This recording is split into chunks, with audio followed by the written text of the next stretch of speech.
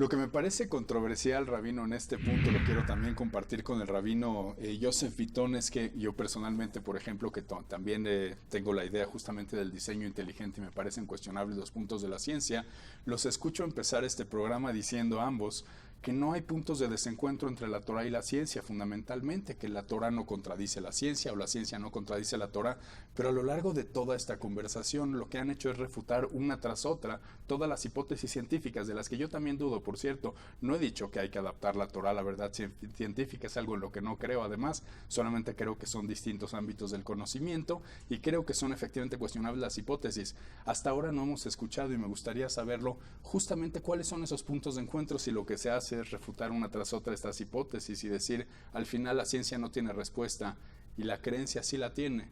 La respuesta de la creencia es que Dios lo hizo. Y ante eso, pues, la ciencia o cualquier otro ámbito del conocimiento no puede discutir, no hay nada que decir al respecto. Doctor Isaac Betech.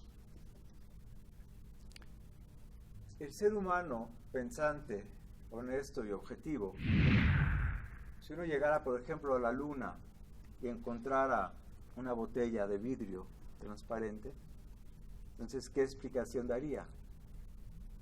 ¿Se hizo sola?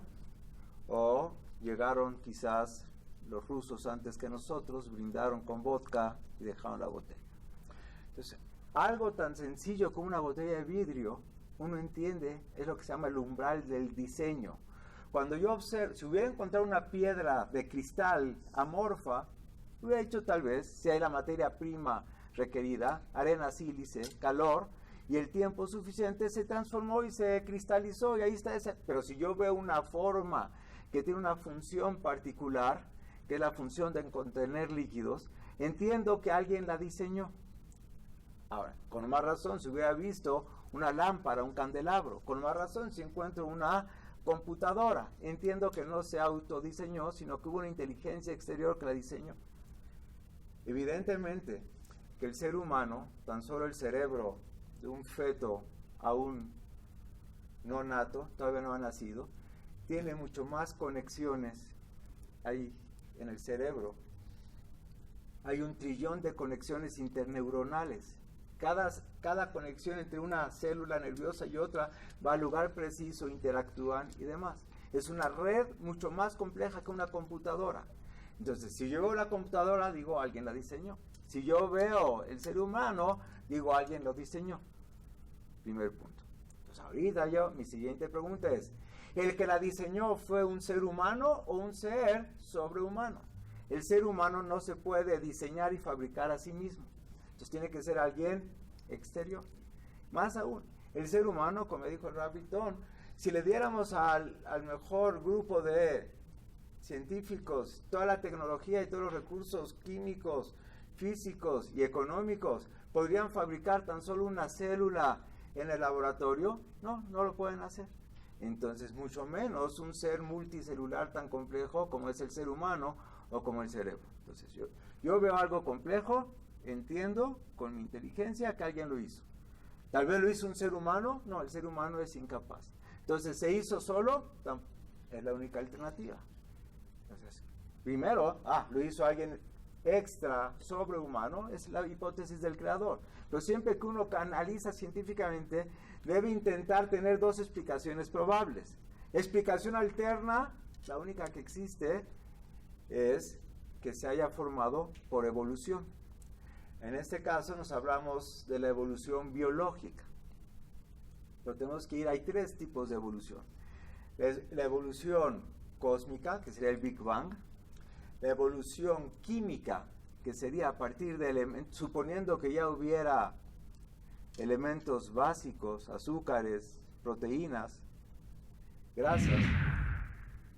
Habría que preguntar cómo se hicieron. Evolución química. Pero yo hoy tengo poco tiempo. Yo voy a hacer hoy espléndido.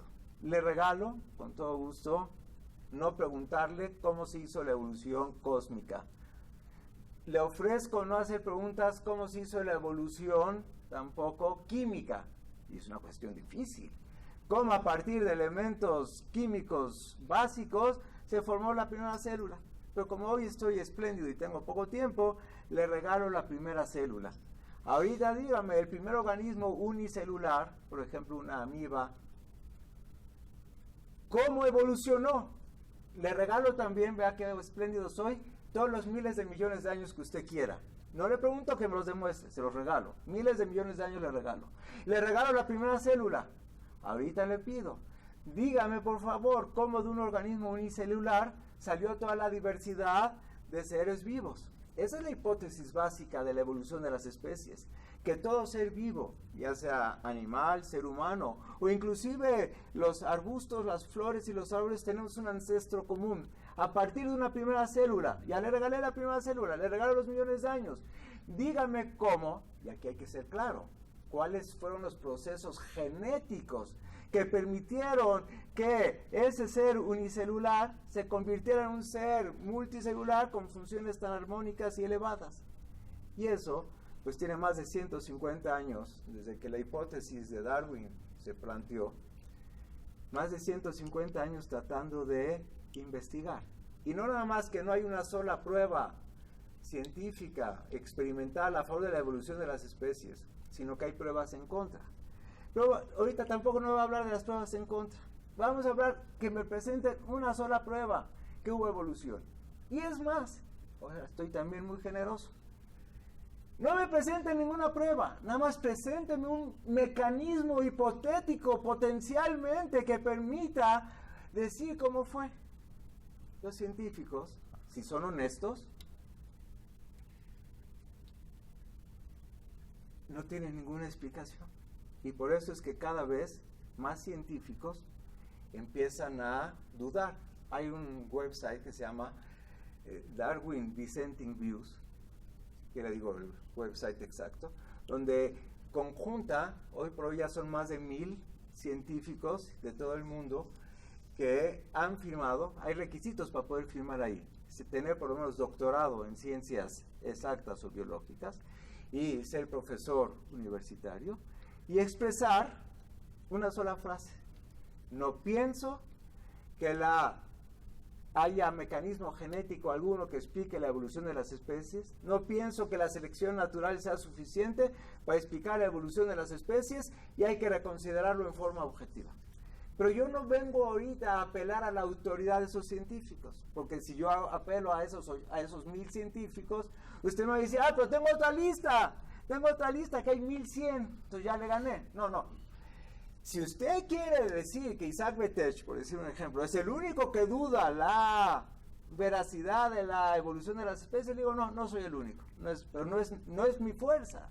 Mi fuerza viene en que yo le digo, tráigame a un experto en biología evolucionista, judío o no judío, por supuesto, que esté dispuesto a tener un intercambio intelectual, respetuoso, protocolizado, y que me presente una sola prueba que hubo evolución de las especies. De acuerdo, Rabino, muy interesante. Cuentan que alguna vez una mujer le decía a su esposo, es un pequeño chiste, una mujer le decía a su esposo, yo no entiendo nada.